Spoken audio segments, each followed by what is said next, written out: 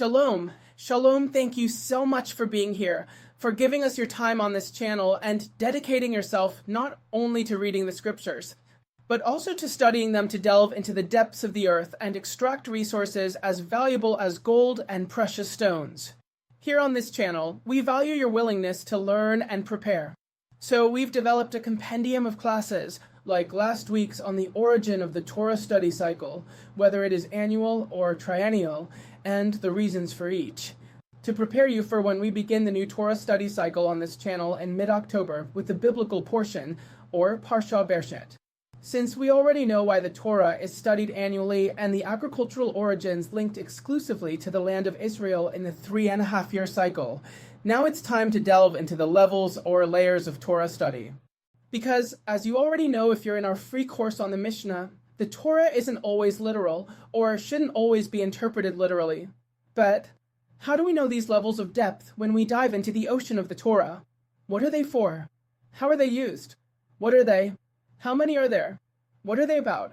We'll cover this and much more in today's class. Stay tuned, this is just the beginning. To understand the levels of interpretation of the Torah, we must study the PaRDeS. What is the PaRDeS and why is it important in biblical exegesis? PaRDeS is a medieval acronym that names 4 classic hermeneutical registers used by Judaism to read the Torah, namely, the first is Peshat, simple/contextual sense. Second, Remez, allusion. Third, Derash, homiletic exegesis, from which come the midrashim. And fourth and last, Sod, mystical secret or mystery. The term PaRDeS in Hebrew means garden. It is actually a loanword from ancient Persian that can also be found in the Song of Songs, chapter 4, verse 13, which reads, "Your shoots are a paradise of pomegranates, with sweet fruits, henna flowers, and spikenard." The very word that appears there in paradise is PaRDeS. So, as you can see, at the very least, PaRDeS is a biblical term. And its connotations in Persian and Greek are Hebraisms. Because the Jewish people in the diaspora not only adopted some customs, some of them not very kosher, but the sages also left sparks of Torah in all the places where Torah was studied throughout the 4 corners of the earth. In the end, this has been an endless syncretism between pagan religions and the monotheism that the Bible or the authors of the Bible have tried to impose. But we'll leave it at that, because we continue with the explanation of PaRDeS. In the Middle Ages, the word PaRDeS was consolidated as a mnemonic for these 4 levels. The basic rule that structures its use is, expanded meanings do not negate the basic meaning of the text. In Hebrew it is said, "Ian mikra yatsa midiai peshuto," meaning, a verse does not deviate from its plain meaning. Peshat is the plain, textual, and contextual meaning of the Torah. It is the most direct reading of the passage based on grammar, literary context, and historical circumstances.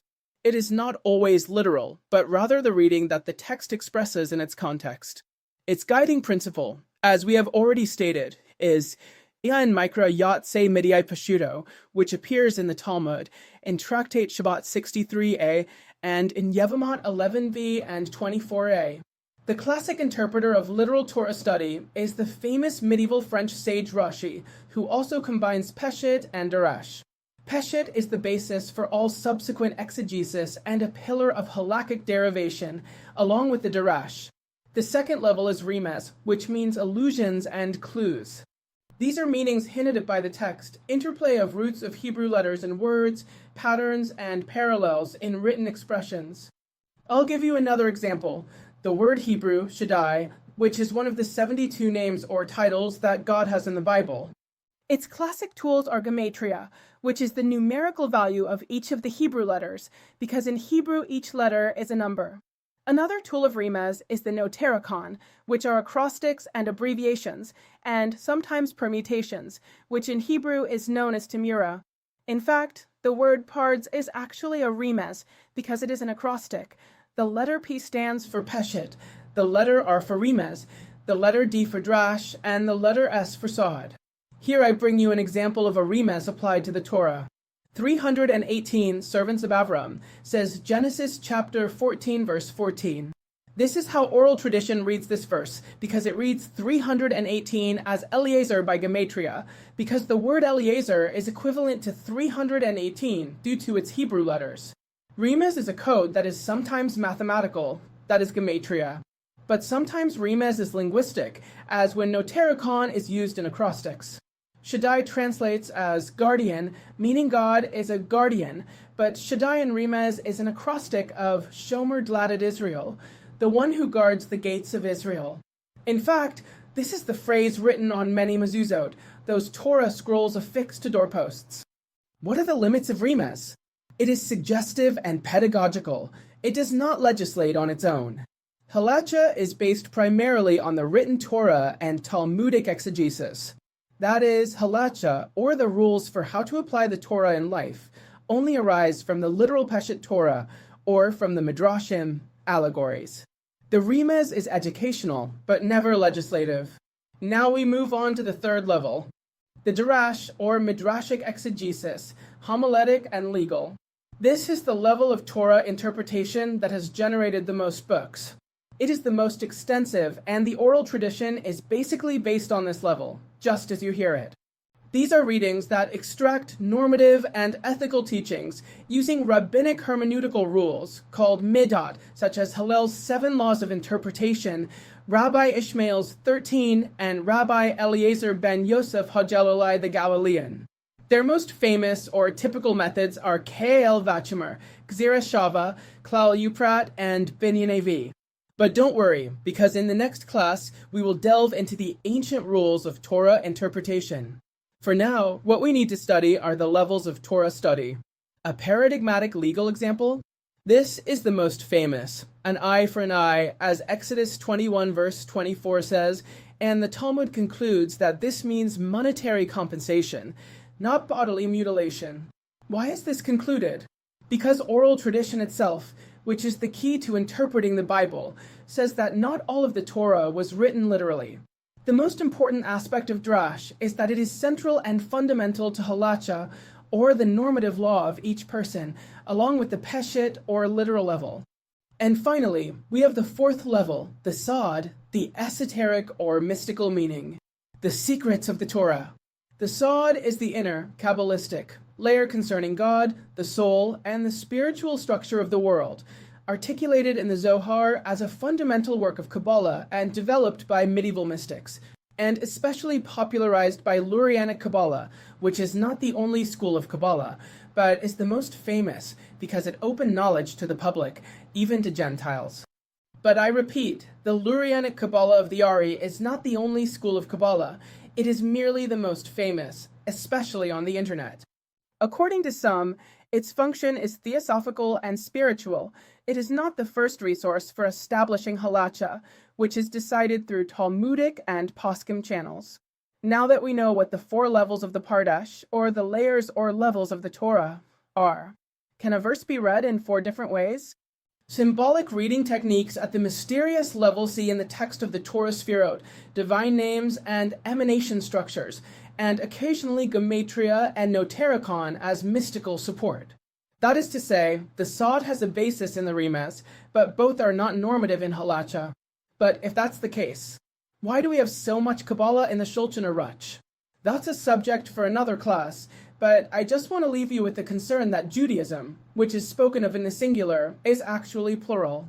We should talk today about multiple Judaisms, because in the 16th century, as we have studied in the Mishnah course, there was a revolution in Judaism.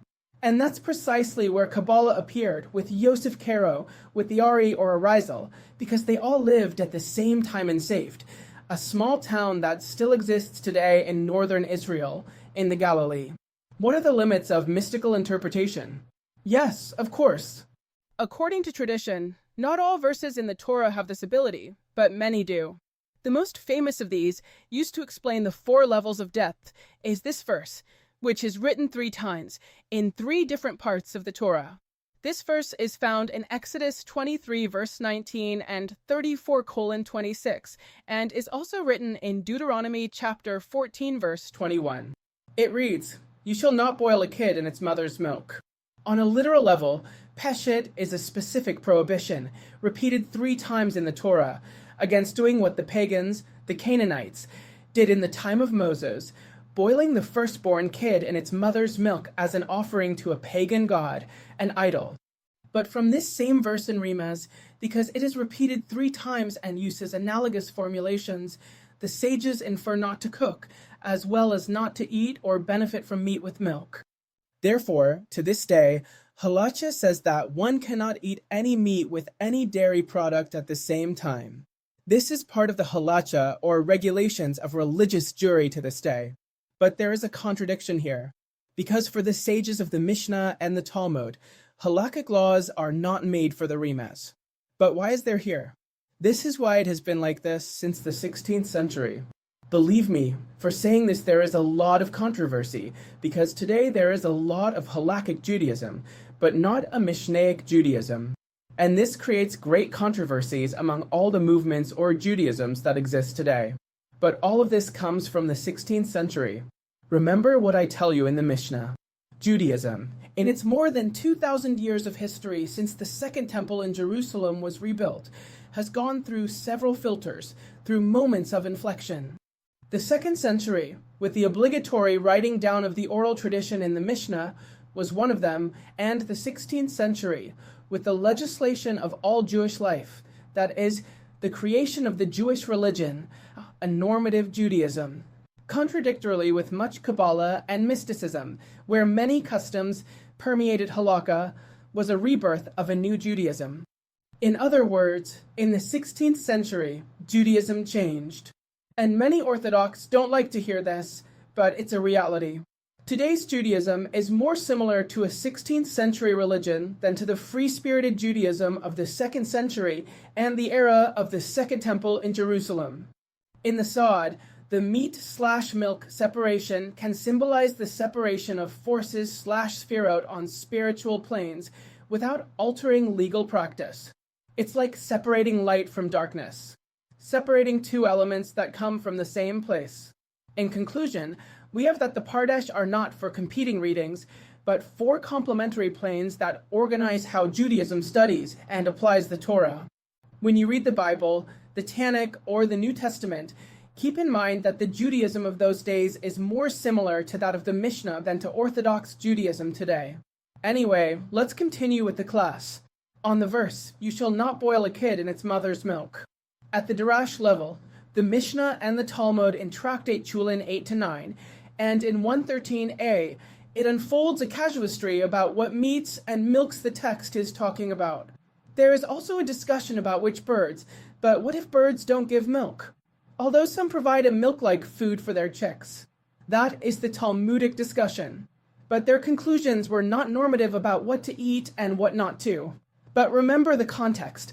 During the time of the Mishnah and the Talmud, the surviving oral traditions were being discussed, because more than 3,000 were lost, and at that time, normative Judaism wasn't practiced as it had been since the 16th century. And finally, we have the second, the mystery. The Peshat establishes the common ground.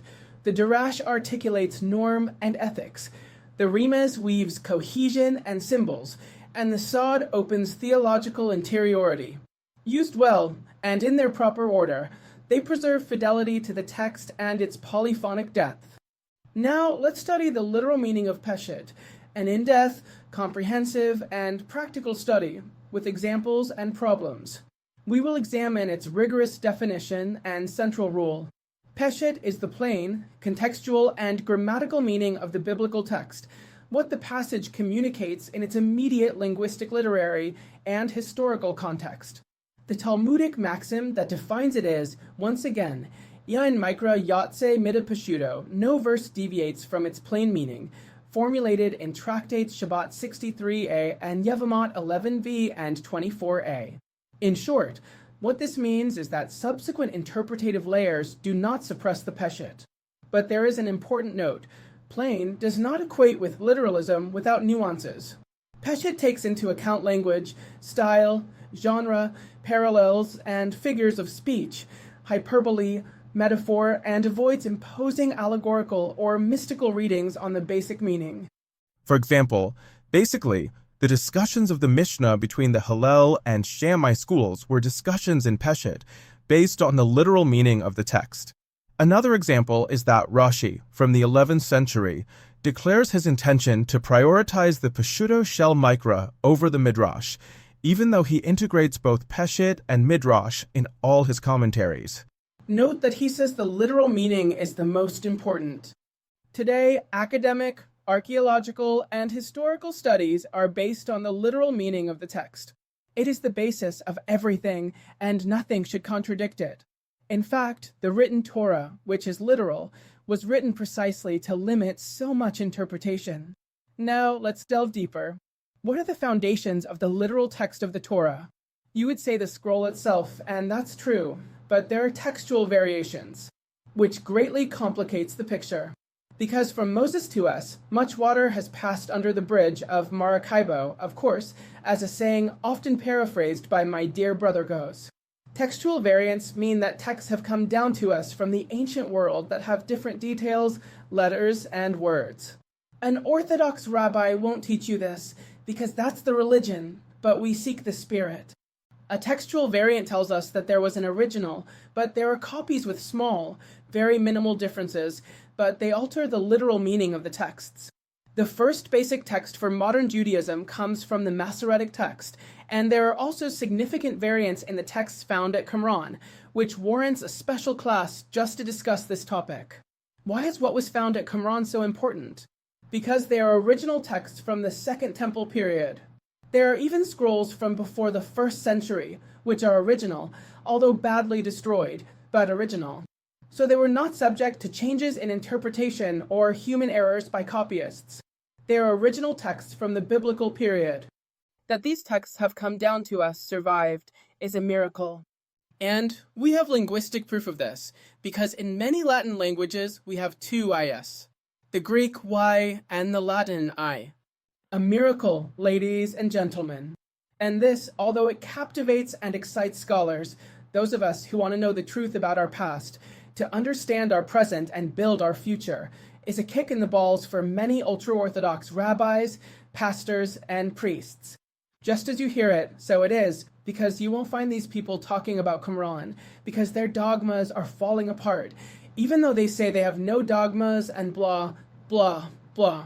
The Masorah, which is the oral tradition that adds vowels to the Hebrew text, because in Hebrew vowels are not written, they are only pronounced fixed vowels and signs in a Hebrew originally without vowel points. This explains reading ambiguities. And this is a fundamental problem at the literal level. The words are written in Hebrew, but in Hebrew only the consonants are written, not the vowels. Only the letter I is written in Hebrew. All of these are Hebraisms. Because all alphabetic languages have their origin in Phoenician, which is a Hebrew spoken in Phoenician. And it's known as Phoenician Hebrew because there's archaeological evidence of this. Remember, Phoenician and Hebrew are brothers, just as Aramaic and Hebrew are also brothers. They are languages with the same letters, with the same alphabet. Another problem with literal interpretation is segmentation and syntax, determining sentence boundaries and functions. Biblical Hebrew lacks classical punctuation, and verb order is key. And this is ultimately good for us, even though it may seem crazy to admit it, and the reason is that when we read a Torah in Hebrew without periods, commas, accents, or vowels, this clearly tells us that the text that has come down to us is very close to the original. Bless God for that. Serious criticism avoids over-exaggerating disputed archaeological context, and mastery of grammar, vocabulary, and variance is a condition for Peshat or literality. Because if the Torah we had periods, question marks, commas, and accents, it would mean we had a late version and that the original had been lost. God forbid. Another problem with the literal level is the lexicon, resolving hapax, legomena, and rare terms before theorizing. That is, there are words in the Torah that neither native Hebrew speakers nor academic linguists who study ancient Hebrew know what they mean. Each person offers their opinion and arguments, but there is no consensus, neither academic nor rabbinic. Here, the two sides do seem similar. Extremes sometimes meet. This is a case in point. The operational conclusions of the Peshat level are that it offers the shared level of textual meaning. It is the first critical filter before any theological, homiletic, or mystical reading. Halacha can decide on Derash without erasing the Peshat. Those who research and legislate must state both and their exact relationship. Now, we will delve deeper into Remez. Remez means clue or allusion and is the second level of the PaRDeS system. It seeks meanings hinted at by the text, numerical patterns, acronyms, permutations, cryptograms, without departing from the semantic foundation established by the Peshat. As a general rule, Remez does not legislate on its own. Its function is pedagogical, symbolic, or theological, and halakha, or normative, is established by legal exegesis, Derash, and the oral tradition of the Mishnah. Its classic tools are threefold. 1. Gematria, which assigns numerical values to letters to find equivalences or connections between words and verses. Gematria is the application of mathematics to the Torah. 2.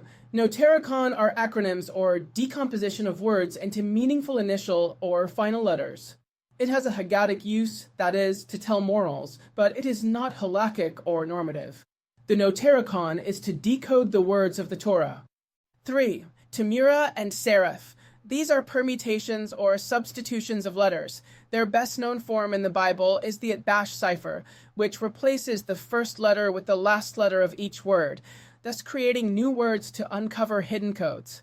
This allows for new interpretations of the Torah. The Torah, more than any book, is full of these things. You would be surprised if you began to apply this when studying the Torah, but it has to be in Hebrew, because it is the only language that has this power or virtue.